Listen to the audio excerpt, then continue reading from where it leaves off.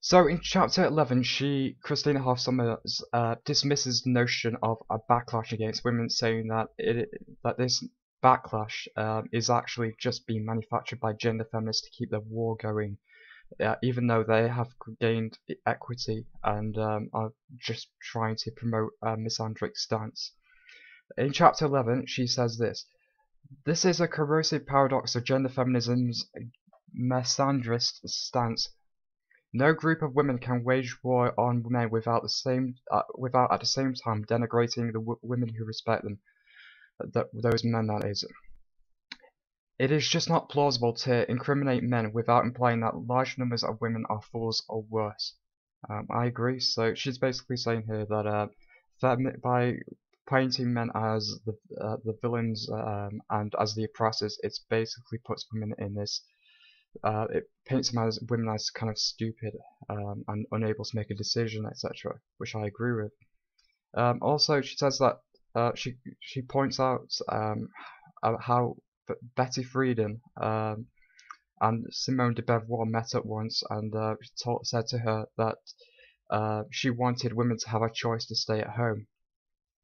To which Simone de Beauvoir said that she did not want women to have a choice to stay at home, and the reason why she didn't want women to have a choice to stay at home was because she believed that if they did have a choice to stay at home, they would stay at home.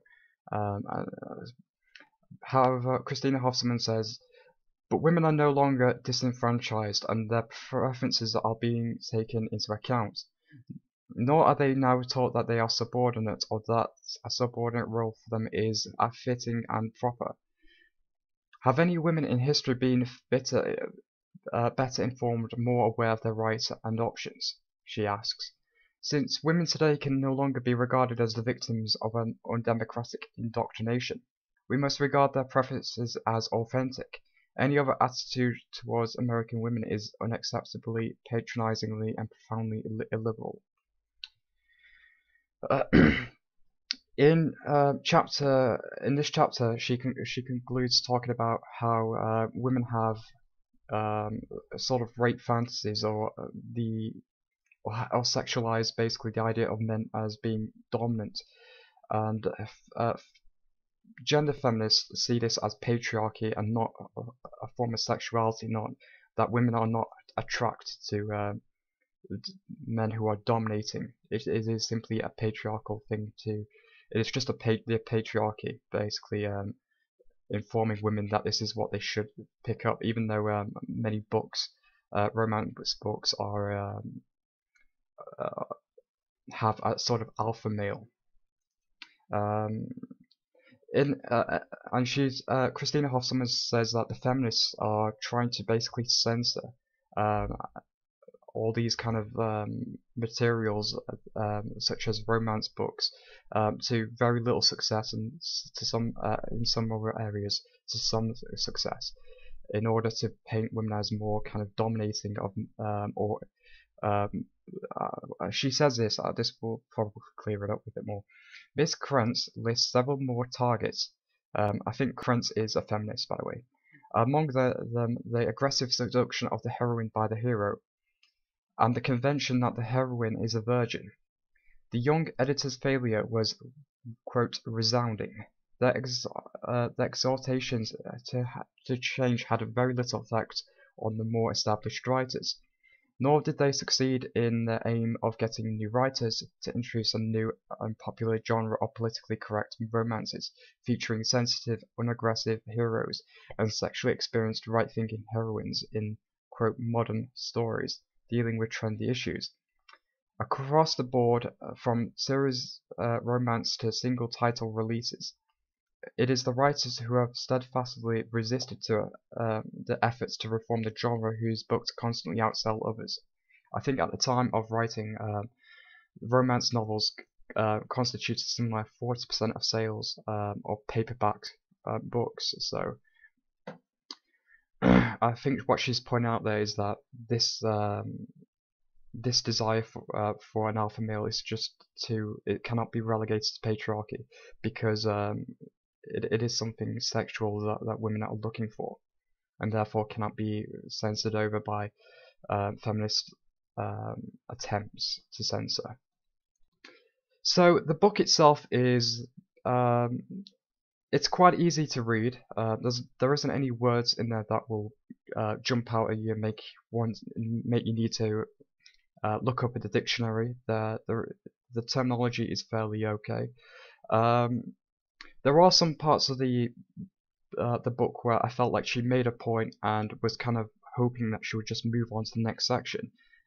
For instance, when she was talking about the indoctrination in women's studies courses, I felt like she'd made a point, and it was kind of dragging, and there was points where I kind of skipped over. But yes, it's a fairly easy book to read and enjoyable as well.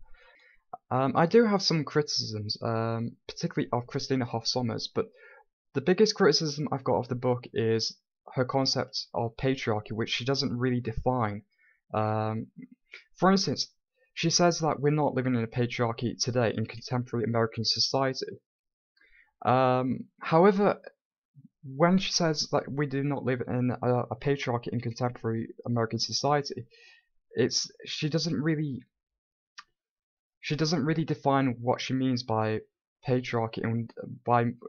For instance, I don't know from reading the book if she would have defined, say, hundreds of years in the past where women did have some legal problems as a patriarchy. If so, I would have to dispute that. I wouldn't.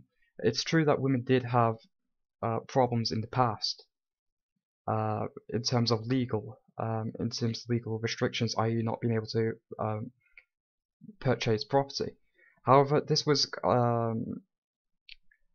a bigger issue because men had to take. Because, for instance, if a man's wife had got into debt, it would be the man who went to prison, in debtor's prison for it.